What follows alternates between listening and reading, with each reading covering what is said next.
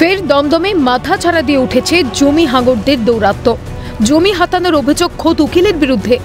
দমদম পুরসভার ৪ নম্বর ওয়ার্ডের ঘটনা। অভিযোগ, পূর্ব রেলের প্রাক্তন ফুটবলার গৌতম সাহার পৈতৃক সম্পত্তি হাতানোর চেষ্টা করে শিবাজি বর নামে এক আইনজীবী। এমনকি গত শুক্রবার বেশ কয়েকজন দুষ্কৃতী নিয়ে সদল বলে এসে অন্যায়ভাবে ঘিরে ফেলে ওই জমি, ভেঙে দেয় জমির বেড়া দেওয়া অংশ। খবর পেয়ে ছুটে আসে জমির বৈধ মালিক গৌতম সাহা ও তার পরিবার।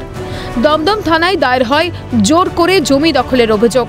পুলিশি হস্তক্ষেপে কোনো মতে জবরদখল রোখা সম্ভব হলেও আতঙ্ক যেন পিছু ছাড়ছে না তাদের। দুষ্কৃতীও সব ওইখানকার কিছু আছে, বাইরের কিছু আছে, মিলেমিশে এসে তারা এইখানে টিন আমাদের কথা শুনছে না। ভাই ছিল, আমি ছিলাম, তারপরে ভাইপো টাইপো সব ছিল। সে ভাঙ চুর করে কোনো কথা শোনেনি, তারপরে একটু গালিগালাজ করেছে, করে এইসব উৎপাত করে সব ভেঙে চুরে জবরদখল করতে।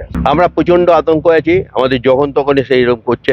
আমাদের তো কাজকর্মে বেরোতে হয়, বাড়িতে একজন মহিলা গিয়ে থাকে, মানে কতখানি আতঙ্কে থাকে আমরা জানি না। আমরা তো খুব আতঙ্কের মধ্যে আছি, আর বারবার করে দখল করার জন্য ভেঙে ভেঙে ঢুকে যাচ্ছে। পুরো পশ্চিমবঙ্গ চলছে, তা সত্ত্বেও সাগর দত্তর ঘটনা চিন্তা করতে পারছেন? এখনো এই ঘটনাগুলো পশ্চিমবঙ্গে শেষ হচ্ছে না। তার কারণ হচ্ছে কি জানেন তো? তার কারণ হচ্ছে এরা ভেবে নিয়েছে যে এদের যতদিন সরকার এরকমভাবে চলবে ততদিন প্রশাসন এদের কিছু করতে পারবে না। এরা এটা জানে, এটা বুঝে গেছে।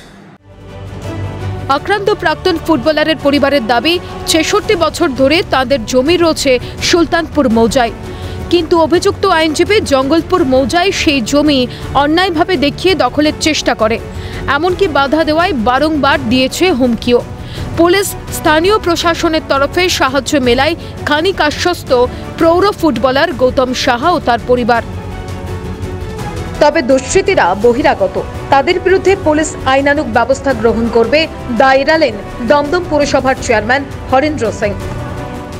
58 থেকে এখানে আছি। 1958-এ এই দলিল রেজিস্ট্রি হয়, আর 1958-এর শেষের দিকে বাবা বাড়ি করে, আর 66 বছর ধরে আমরা এখানে আছি। এখানে একজন শিবাজি বর বলে একজন কি পাওয়ার নিয়ে এসছে, ও 36 দাগ জঙ্গলপুর মৌজা জমিতে ঢুকছে। উনি বলছেন যে এইটাই নাকি ওনার জমি, অথচ 36 দাগ শো হচ্ছে যশোর রোডের দিকে। এইভাবে কিছু দুষ্কৃতী নিয়ে শুক্রবার দিন জোর করে ভেঙে ভুঙে আমাদের প্রায় মারে এইরকম অবস্থা।